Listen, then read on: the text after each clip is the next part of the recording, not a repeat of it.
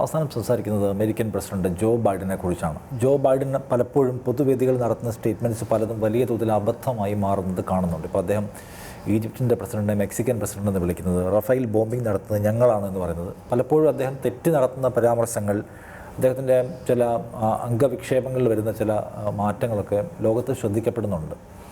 അപ്പോൾ ഓർമ്മക്കുറവ് അദ്ദേഹത്തെ വല്ലാതെ ബാധിച്ചിരിക്കുന്നു എന്ന നിരീക്ഷണങ്ങൾ വരുന്നു.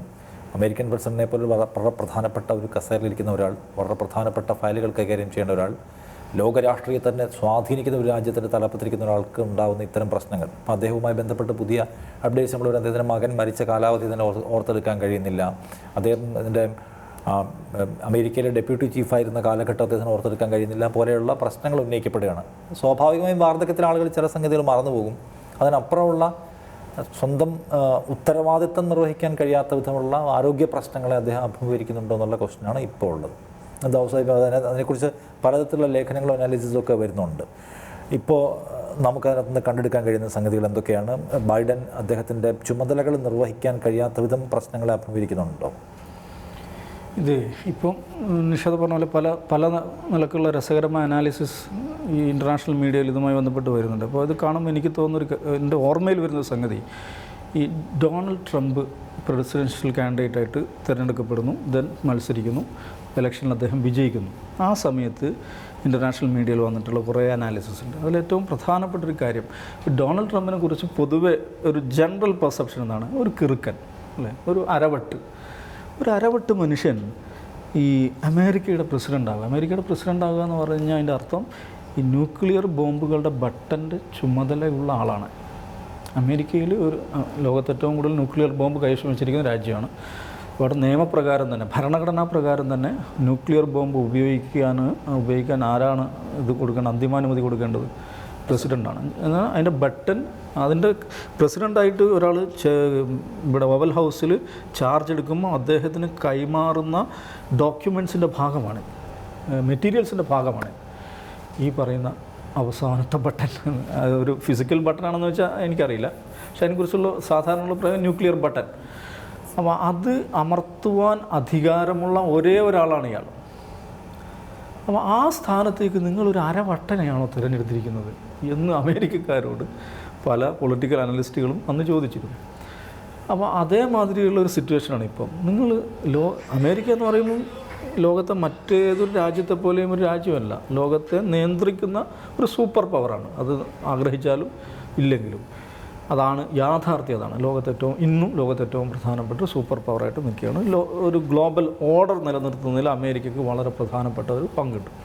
അപ്പോൾ അങ്ങനത്തെ ഒരു സീറ്റിൽ, ഒരു കസേരയിലിരിക്കുന്ന ഒരു മനുഷ്യൻ, അദ്ദേഹം പിച്ചും പെയ്യും പറയുന്നു എന്നുള്ളത് ഓഫ് കോഴ്സ് അത് ചർച്ച ചെയ്യപ്പെടും. അപ്പോൾ അത് ചർച്ച ചെയ്യപ്പെടുന്നതിന് ചില ഔദ്യോഗികമായിട്ടുള്ള ചില കാരണങ്ങളുണ്ട്. എന്ന് പറഞ്ഞിട്ടുണ്ടെങ്കിൽ ഇങ്ങനൊരു വൈസ് പ്രസിഡൻ്റായിരിക്കുന്ന സമയത്ത് ചില ഡോക്യുമെൻറ്റ്സ്, ക്ലാസിഫൈഡ് ഡോക്യുമെൻറ്റ്സ് കൈകാര്യം ചെയ്യുന്നതിൽ പിഴവുകൾ പറ്റി, അബദ്ധങ്ങൾ കാണിച്ചു എന്ന് പറഞ്ഞിട്ടുള്ള ഒരു ആരോപണം, ഒരു പരാതി വരുന്നു. അത് അന്വേഷിക്കാൻ വേണ്ടി ഒരു കൗൺസിലർ, സ്പെഷ്യൽ കൗൺസിലർ നിശ്ചയിക്കുന്ന റോബർട്ട് ഹർ എന്ന് പറഞ്ഞിട്ട് ഒരു കൗൺസിലർ നിശ്ചയിക്കുന്നു.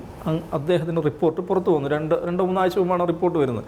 ആ റിപ്പോർട്ടിൽ 3 സ്ഥലങ്ങളിൽ രേഖപ്പെടുത്തിയിട്ടുണ്ട് N elderly man with poor memory എന്ന് പറയുന്നുണ്ട്. സമാനമായ പദപ്രയോഗങ്ങൾ വേറെയും സ്ഥലത്തുണ്ട്. അപ്പോൾ ബൈഡൻ്റെ മെമ്മറി, അദ്ദേഹത്തിന് ഈ പറഞ്ഞ മകൻ്റെ മരണം 2015 മകൻ ക്യാൻസർ പിടിച്ച് മരിക്കുന്നത്, ബൈഡൻ എന്താ പേര്, ആ മകൻ്റെ മരണവർഷം ഓർമ്മയില്ല. പുള്ളിയുടെ വൈസ് പ്രസിഡൻസിയുടെ കാലം, വൈസ് പ്രസിഡൻസിയിൽ നിന്ന് എപ്പോഴാണ് എക്സ്പയർ ആയത് എന്നുള്ളത് ഓർക്കുന്നില്ല. ഇങ്ങനെ വളരെ പ്രധാനപ്പെട്ട, അദ്ദേഹവുമായി ബന്ധപ്പെട്ട വളരെ പ്രധാനപ്പെട്ട കാര്യങ്ങൾ തന്നെ അദ്ദേഹം ഓർക്കുന്നില്ല എന്ന റിപ്പോർട്ടിൽ പറയുന്നുണ്ട്. പിന്നെ അദ്ദേഹത്തിൻ്റെ ഈ മെമ്മറി എങ്ങനെയാണ് ഒരു കൊഗ്നിറ്റീവ് ഡിസബിലിറ്റി അല്ലെങ്കിൽ കൊഗ്നിറ്റീവ് എബിലിറ്റി പ്രകടിപ്പിക്കാൻ അദ്ദേഹത്തെ സഹായിക്കുന്നില്ല എന്ന തരത്തിലുള്ളൊരു പരാമർശം ഉണ്ട്. സ്വാഭാവികമായിട്ടും അത് ഔദ്യോഗികമായിട്ടുള്ള ഒരു രേഖയുടെ ഭാഗമാണ്.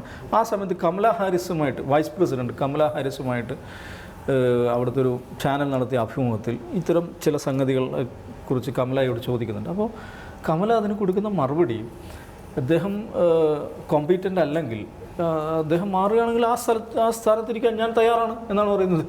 അല്ലാതെ ഞങ്ങളുടെ പ്രസിഡന്റ് കൊള്ളാം, അടിപൊളിയാണ്, പുള്ളിക്ക് മെമ്മറി പ്രശ്നമൊന്നുമില്ല എന്നല്ല പറയുന്നത്. അങ്ങേര് മാറുകയാണെങ്കിൽ ഞാൻ ഇരുന്നോളാം, ആ കസേരയിൽ ഞാൻ ഇരുന്നോളാം എന്നാണ് കമല ഹാരിസ് അതിന് മറുപടി വരുന്നത്. ഇതൊക്കെ നടക്കുന്നതിനിടയിലാണ് നിഷാദ് പറഞ്ഞ ഈ സംഭവം നടക്കുന്നത്. ഈ ഈജിപ്ഷ്യൻ പ്രസിഡന്റ് സിസിക്ക് പകരം മെക്സിക്കൻ പ്രസിഡന്റ്, അത് ശ്രദ്ധിച്ചാൽ മനസ്സിലായി എന്തുകൊണ്ടായിരിക്കും അത് വന്നതെന്ന് വെച്ചാൽ, ബൈഡനെ സംബന്ധിച്ചിടത്തോളം മെക്സിക്കോ എന്ന് പറഞ്ഞാൽ എന്താണ്, നൈബർ നെക്സ്റ്റ് ഡോറാണ്. അദ്ദേഹം സംസാരിക്കുന്നതിനെ കുറിച്ചാണ്, ഇസ്രായേലിനെ കുറിച്ചാണ്, ഇസ്രായേൽ ഗസ വാറിനെ കുറിച്ചാണ്. അപ്പോൾ ഗസയുടെ നെക്സ്റ്റ് ഡോർ ആരാണ്? ഈജിപ്താണ്. പെട്ടെന്നൊരു മിസ് റിലേഷൻ വരികയാണ് അവിടെ. അപ്പം പ്രസിഡന്റ് ഓഫ് മെക്സിക്കോ സിസി ആ ഡോർ അടച്ചതാണ് പ്രശ്നം. റഫ ബോർഡറിനെ കുറിച്ചാണ് പുള്ളി പറയുന്നത്. ഈ കിങ് അബ്ദുല്ല, ജോർഡനിലെ കിങ്ങുള്ള ഇത് കണ്ടു, ആ വീഡിയോ കണ്ടു. അദ്ദേഹം ഒരു സംയുക്ത പത്രസമ്മേളനം നടത്തുന്നുണ്ട് 2 ദിവസം മുമ്പാണ്. ആ വീഡിയോ ഒന്ന് കാണും നിഷാദെ. ആദ്യം ഇദ്ദേഹം സംസാരിക്കുന്നു, ബൈഡൻ സംസാരിക്കുന്നു, ദെൻ പോഡിയം കിങ് അബ്ദുല്ലക്ക് വേണ്ടി പറഞ്ഞു കൊടുക്കുകയാണ്, യുവർ മെജസ്റ്റി ടു യു എന്ന് പറഞ്ഞിട്ട് അദ്ദേഹത്തിന് ഇത് കൊടുക്കുകയാണ്. അപ്പോൾ കിങ് അബ്ദുല്ല വന്ന് സംസാരം തുടങ്ങുമ്പോൾ, അപ്പോൾ സാധാരണ നമുക്കറിയാമല്ലോ ഈ രാഷ്ട്രത്തലവന്മാർ പത്രസമ്മേളനത്തിൽ അവർ ആ നിൽക്കുന്നതിനൊക്കെ ഓരോ പൊസിഷൻ ഉണ്ടാവും. അപ്പോൾ കിങ് അബ്ദുല്ല സംസാരിച്ച് തുടങ്ങുമ്പോൾ പുള്ളി ആദ്യം പിറകിലോട്ട് മാറുന്നു, പിന്നെ സൈഡിലോട്ട് മാറുന്നു, പിന്നെ വലത്തോട്ട് മാറുന്നു. അപ്പോൾ ഈ അബ്ദുല്ല രാജാവിനെ ആ കൺഫ്യൂസ്ഡ് ആവുന്നു, എന്താണ് ഇങ്ങനെ ചെയ്തുകൊണ്ടിരിക്കുന്നത് എന്നുള്ളതിനെക്കുറിച്ച്. അപ്പോൾ ആ പത്രസമ്മേളനത്തിലാണ് അവർ ഓപ്പറേഷൻ ഇൻ റഫ എന്ന് പറയുന്നത്, ഇസ്രായേൽ ഇതിനെക്കുറിച്ച് അവർ ഓപ്പറേഷൻ ഇൻ റഫ എന്ന് പറയുന്നത്. അപ്പോൾ പലപ്പോഴും അദ്ദേഹം ഇങ്ങനെ തപ്പിത്തടയുന്നു, ഇത്തരം തെറ്റായ കാര്യങ്ങൾ പറയുന്നു. അപ്പോൾ ലോകത്ത് അങ്ങനെയൊക്കെ ആണെങ്കിലും അദ്ദേഹം ഇതിനൊക്കെ മത്സരിക്കാൻ നിൽക്കുകയാണ്. നവംബറിൽ ഇലക്ഷൻ നടക്കുന്നു, പ്രൈമറി നടന്നുകൊണ്ടിരിക്കുകയാണ്. ഈ പ്രൈമറിയിൽ ഇദ്ദേഹം പ്രസംഗിക്കാൻ പോകുന്നിടത്ത് അത് ശ്രദ്ധിക്കണം, പ്രസംഗിക്കാൻ പോകുന്നിടത്ത് എല്ലായിടത്തും ആളുകൾ ഒരു കൂട്ടം വന്നിട്ട് മുദ്രാവാക്യം വിളിക്കും, സീസ് fire now Gaza, butcher Biden എന്നൊക്കെ പറഞ്ഞിട്ട്. അപ്പോൾ അതിനെതിരെ ഇദ്ദേഹത്തിന് അനുയായികൾ തിരിച്ചു വിളിക്കുന്ന മുദ്രാവാക്യം എന്ന് പറഞ്ഞാൽ 4 more years എന്ന് പറഞ്ഞിട്ടാണ്. അപ്പോൾ 81 വയസ്സായി, ഇനിയും അദ്ദേഹത്തിന് വേണ്ടി 4 more years എന്ന് പറഞ്ഞിട്ട് മുദ്രാവാക്യം വിളിക്കുകയാണ് ആളുകൾ. അപ്പോൾ ഈ പ്രൈമറിയിൽ കമല ഹാരിസും ഇദ്ദേഹമാണല്ലോ മെയിനായിട്ടുള്ളത്. കമല ദേവി ഹാരിസ് എന്ന് പറയാനുണ്ടോ. അപ്പോൾ കമല ഹാരിസ് പിന്നെ ഇപ്പം ഒപ്പീനിയൻ പോളൊക്കെ കമല ഹാരിസ് വളരെ പിറകിലാണ് നിൽക്കുന്നത്. അമേരിക്കക്കാർ ഇതുവരെയും ഒരു വനിതയെ പ്രസിഡന്റ് സ്ഥാനത്തേക്ക് തിരഞ്ഞെടുത്തിട്ടില്ല. ഇത് വനിത മാത്രമല്ല, കളേർഡ് വേണം, വൈറ്റ് അല്ലാത്ത ഒരു വനിതയെ അവർ തിരഞ്ഞെടുക്കുമെന്ന് വിചാരിക്കുന്നില്ല. അപ്പോൾ പ്രൈമറിയിൽ ഇദ്ദേഹം തന്നെ ജയിക്കാനാണ് സാധ്യത. അപ്പുറത്ത് ട്രംപിന് ഇപ്പോൾ 77 വയസ്സായി. അപ്പോൾ ട്രംപ് പ്രസിഡൻ്റ് ആകുമ്പോൾ അന്ന് വന്നൊരു വാർത്ത ഓൾഡസ്റ്റ് മാൻ എന്നുള്ളത്, ഓൾഡസ്റ്റ് പ്രസിഡൻ്റ് എന്നുള്ളത്. അതിനേക്കാൾ വയസ്സ് 81-കാരനായ ബൈഡനുണ്ട്. അപ്പോൾ അമേരിക്കൻ ഡെമോക്രസിയെക്കുറിച്ച് സാധാരണ പറയുന്ന ഒരു ഇതുണ്ട്, നിങ്ങൾ അമേരിക്കൻ ഡെമോക്രസി തന്നെ ഓഫ് കോഴ്സ് യു ഹാവ് എന്താണ് ഫ്രീഡം ഓഫ് ചോയ്സ്. എന്താണ് നിങ്ങളുടെ choice? Between Pepsi and cola, അതാണ് നിങ്ങളൊരു ഫ്രീഡം ഓഫ് ചോയ്സ്. അതേപോലെ രാഷ്ട്രീയത്തിൽ ബിറ്റ്വീൻ ഡെമോക്രാറ്റ്സ് ആൻഡ് റിപ്പബ്ലിക്കൻസ്, അതിനപ്പുറമുള്ളൊരു ചോയ്സ് ഇല്ല. അതേപോലെ 2 വൃദ്ധന്മാർക്കിടയിൽ ഏതെങ്കിലും ഒരു വൃദ്ധനെ തിരഞ്ഞെടുക്കാനുള്ള ചോയ്സിലേക്ക് അമേരിക്കൻ രാഷ്ട്രീയം പോവുകയാണ്. ബൈഡൻ ഈ അഭിമുഖീകരിക്കുന്ന പ്രശ്നത്തെക്കുറിച്ച്, ഇത് ബൈഡൻ മാത്രമല്ല, ട്രംപ് ഉപയോഗിക്കുന്ന പ്രശ്നമാണ്. ട്രംപിന് 77 വയസ്സായി, അയാൾക്ക് 81 വയസ്സ്. ഒരു പ്രായം ആളുകൾക്ക് ഓർമ്മക്കുറവുണ്ടാകുന്ന സ്വഭാവം. എനിക്ക് തന്നെ പലപ്പോഴും പേര് മാറിപ്പോകാറുണ്ട് എനിക്ക് പ്രായത്തിൽ പോലും. അങ്ങനെ അതൊരു ഒരു കോഗ്നിറ്റീവ് ഡിസബിലിറ്റി ആയിട്ട് എനിക്ക് തോന്നിയിട്ടില്ല. കാരണം ജോ ബൈഡന് സ്ഥലങ്ങൾ മാറിപ്പോവുക. രാഷ്ട്രപതി ഇപ്പോൾ കഴിഞ്ഞ ദിവസം അദ്ദേഹം ഫ്രഞ്ച് പ്രസിഡന്റ് ഇമ്മാനുവൽ മാക്രോണിനെ കണ്ടു, അദ്ദേഹമായിട്ട് സംസാരിച്ചു എന്നതിന് പറയുന്നതിന് പകരം ഞാൻ ഫ്രാൻസ്വാ മിറ്ററാനിനെ കണ്ടു, 96 മരിച്ചുപോയ ആളാണ്. അതുപോലെ ആഞ്ചല മെർക്കലിനെ കണ്ടു എന്നതിന് പകരം പഴയതോ ഷൂൾസ് അല്ല, ഒരു ആഞ്ചല മെർക്കലിന് പകരം അദ്ദേഹം പറഞ്ഞ പേര് പഴയ ഏതോ ഒരു ജർമ്മൻ ചാൻസലറുടെ പേരാണ് അദ്ദേഹം പറയുന്നത്. അപ്പോൾ അങ്ങനെ അദ്ദേഹത്തിന് ഓർമ്മ ഒരു 20 വർഷം ബാക്കിലേക്കാണ്. അത് പ്രായമാകുമ്പോൾ സ്വാഭാവികമായിട്ട് സംഭവിക്കുന്നതാണ്. ഇത് ട്രംപിനില്ലേ, ട്രംപിന് എത്രയോ തവണ അദ്ദേഹം പ്രസിഡന്റ് ആയിരിക്കുമ്പോൾ എത്രയോ തവണ ആളുടെ പേര് മാറിപ്പോയിട്ടുണ്ട്, അദ്ദേഹം പറയുന്ന കാര്യങ്ങൾ എന്തൊക്കെയോ ആയി പോയിട്ടുണ്ട്. ഇത് 2 പേർക്ക് ഈ പ്രശ്നമുണ്ട്.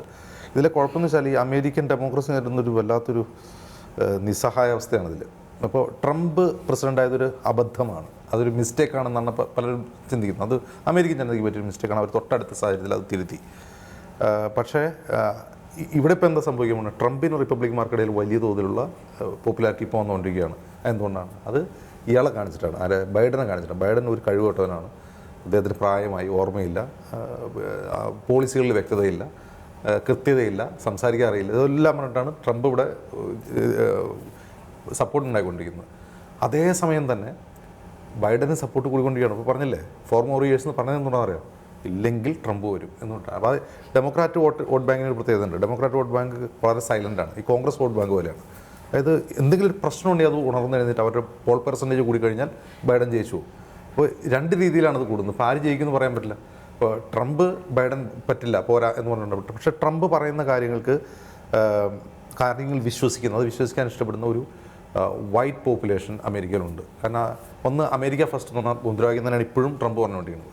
അപ്പോൾ അമേരിക്ക ഫസ്റ്റ് എന്ന് പറയുമ്പോൾ രണ്ട് തരത്തിലുള്ള വോട്ട് ബാങ്ക് ട്രംപിനെ സഹായിക്കും. കാരണം അമേരിക്ക ഫസ്റ്റ് എന്ന് പറയുമ്പോൾ എന്തിനാണ് ഇസ്രായേലിൽ പോയിട്ട് അവരെ ഫലസ്തീനിലെ കൊല്ലാൻ സഹായിക്കുന്നത് ക്വസ്റ്റ്യനാണ് ട്രംപ് ഉന്നയിക്കുന്നത്. നമ്മൾ എന്തിനാണ് ഇസ്രായേലിനെ സഹായിച്ച് ഫലസ്തീനിൽ ബോംബിടുന്നതാണ് അതിൻ്റെ ഒരു ഇൻഡയറക്റ്റ് ആയിട്ടുള്ള അർത്ഥം. അപ്പോൾ യുദ്ധത്തെ എതിർക്കുന്ന അല്ലെങ്കിൽ ഗസയിൽ ബോംബിട്ടുകൊണ്ടിരിക്കുന്ന എതിർക്കുന്ന ചില ആളുകൾ വളരെ സ്വതന്ത്ര വോട്ടർമാർ ഏതെങ്കിലും രാഷ്ട്രീയ പാർട്ടിയില്ലാത്തൊരു എന്നാൽ ട്രംപിന് വോട്ട് ചെയ്തോളെ എന്തിനാണ് ഗസയിൽ വാറ് നമ്മൾ കാണുന്നത്, അവിടെ നമ്മൾ ഫണ്ട് ചെയ്യുന്നത് എന്തിനാണെന്ന് ചിന്തിക്കും. മറ്റൊന്ന് എന്താണ് അമേരിക്ക ഫസ്റ്റ് എന്ന് പറഞ്ഞതിന് മറ്റൊരു അർത്ഥം നമ്മൾ നമ്മുടെ കാര്യം നോക്കിയാൽ മതി, നമ്മൾ മറ്റുള്ള കാര്യം നോക്കണ്ട, നമ്മൾ എന്തിനാണ് ഈ പണം കൊടുത്ത് മറ്റുള്ളവർക്ക് പോയി യുദ്ധം ചെയ്ത് നമ്മുടെ സൈനികരുടെ ജീവൻ നഷ്ടപ്പെടുന്നത് എന്തിനാണെന്നാണ് ട്രംപ് ചോദിക്കുന്നത്. ഇതിനോട് വളരെ പെട്ടെന്ന് സാധാരണക്കാരായ അമേരിക്കൻ വോട്ടർമാർ റിലേറ്റ് ചെയ്യും. അത് ട്രംപിൻ്റെ പോപ്പുലാരിറ്റി വളരെ കൂടുന്നുണ്ട്. ട്രംപിൻ്റെ പോപ്പുലാരിറ്റി കൂടുതലാണ്. അദ്ദേഹത്തെ നിക്കി ഹാലി അവരാണ് അദ്ദേഹത്തിനെതിരെ നിൽക്കുന്നത് പ്രൈമറിയിൽ. പക്ഷേ അവരെക്കാൾ ഒരുപാട് മുമ്പിലാണ്. ഇപ്പം നിക്കി ഹാലിയുടെ പേര് പോലും ട്രംപിന് മാറിപ്പോയി കഴിഞ്ഞ ദിവസം. നിക്കി ഹാലിക്ക് പകരം നാൻസി പെലോസി ഡെമോക്രാറ്റ് നേതാവാണ്. നിക്കി ഹാലിക്ക് പകരം നാൻസി പെലോസി എന്ന് പറഞ്ഞ ആളാണ് ട്രംപ്. അപ്പോൾ രണ്ടും കണക്കാണ്. ഇതിൽ രസം എന്താണെന്ന് വെച്ചാൽ 2016 ട്രംപിൻ്റെ വരവ് ഒരു അബദ്ധം മാത്രമല്ല, റഷ്യൻ കോalition കൂടിയായിരുന്നു. റഷ്യ ഇടപെട്ടിട്ടാണ് ട്രംപിനെ കൊണ്ടുവന്ന ഒരു ആരോപണവും കേസും ഉണ്ടായിരുന്നു. പക്ഷെ അതിൽ കൺവിക്ട് ചെയ്തിട്ടില്ല, ഒരിക്കലും ട്രംപിനെ കുറ്റക്കാരനാക്കിയിട്ടില്ല. പക്ഷെ അങ്ങനെ ഇരിക്കെ തന്നെ ആ ഒരു തരം ആരോപണമില്ല, റഷ്യയുടെ ഒരു സഹായം ഇല്ലാതെ തന്നെ ട്രംപ് തിരിച്ചു വരാനുള്ള സാധ്യതയാണ് ഇപ്പോൾ അമേരിക്കൻ തെരഞ്ഞെടുപ്പിൽ കാണുന്നതാണ് പറയുന്നത്. യെസ്.